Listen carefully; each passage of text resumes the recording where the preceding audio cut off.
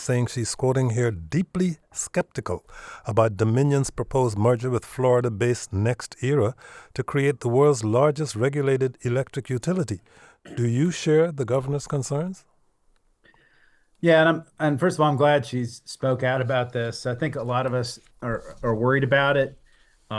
D Dominion and NextEra are telling us that it's going to save ratepayers a lot of money with the site with a company it's their size, be the largest renewable energy company in America. They'll be able to leverage lower rates and lower prices when they build things, bring a lot of additional expertise to projects. But a lot of us are concerned about sort of this Virginia company, which is one of the largest companies in our state, homegrown, being taken over and being a small cog in a wheel of a larger corporation, and whether that will sort of take the focus away from Virginia or potentially like turn Virginia into like a cash cow for this company's operations in other parts of the country.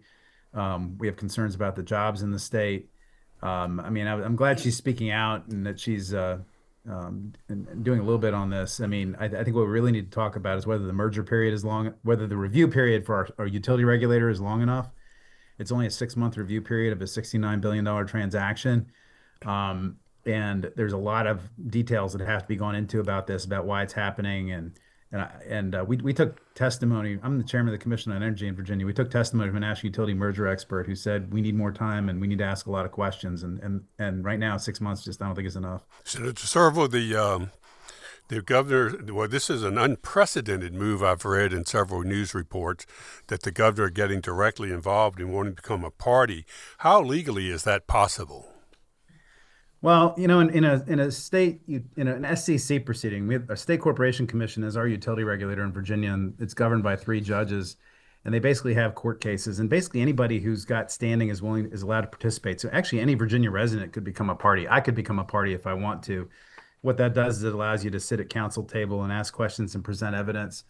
The attorney general already plays that role for our state. He has a utility, he has an office that litigates these cases all the time, and it's unusual for a governor to get involved like this.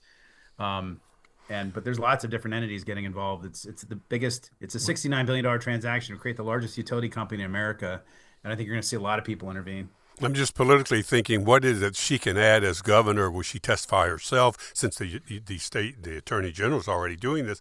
Is this just some people would say political move for her to burnish her own image, supporting the people against the power companies?